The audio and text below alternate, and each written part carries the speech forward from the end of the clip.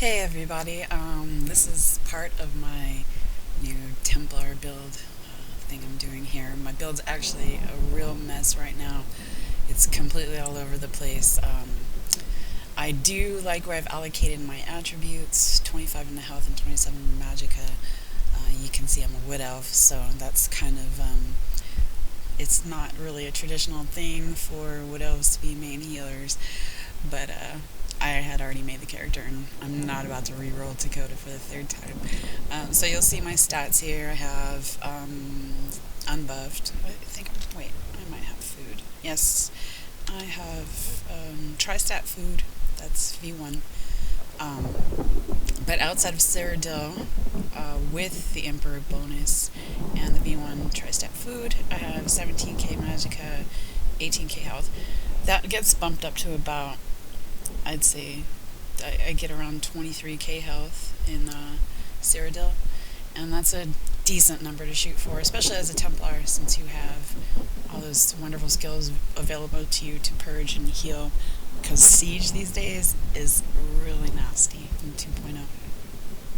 So my stats are pretty basic. As a Wood Elf, I get extra stamina, which is nice for roll dodge and the few skills that actually do take stamina.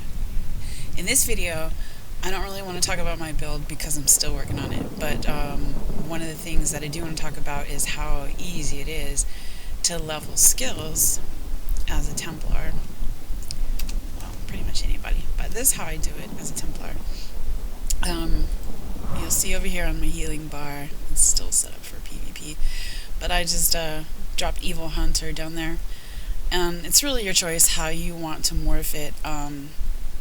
What it's going to do basically is it's going to give you the chance to do extra damage to undead. And then the morphs, one of them, Camo Hunter I think, gives you extra damage if you attack from stealth, which is cool, but I will not be stealthing and attacking from it on this character. So this one gives me stamina. Not like I really need that either, because I'm not actually hitting people with my sword and board, but I wanted some of the skills from the sword and board line. For example, defensive posture. This is pretty cool because you get extra defenses while it's slotted, and you can reflect a spell back at the caster. Super awesome. And then the morphs here, I'm not quite sure where I'm going to go with, but this one stuns the caster, and then this one heals me. I'm kind of leaning towards the stun since my main spec is a main healing Templar, but I still want to have fun. It's really boring to just spam buttons all day, and especially in PvE, I like to get in there and kick some ass, so I will probably go with the stun. I started off this morning with no points into one-handed shield. I think I had maybe like 2 or 3 from reading a couple of books, and now I'm up to 25 in like an hour and a half-ish. So what you want to do is you want to go to a place that has Daedra or undead, and right here, these guys are the same level as me.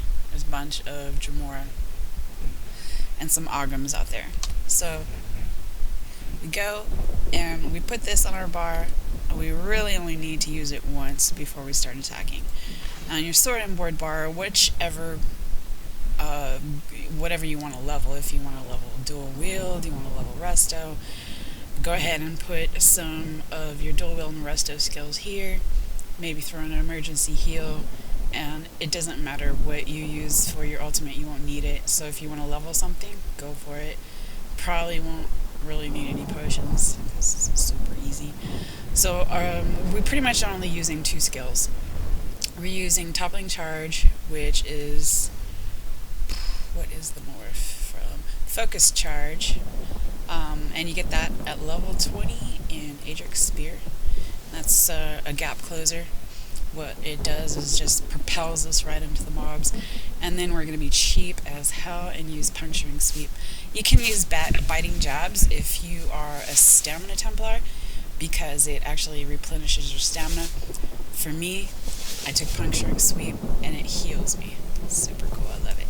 So, without without further ado, just real quick, what you do is go ahead and buff yourself with the undead killer thing. Get out there and charge, and then be cheap. Don't forget to block.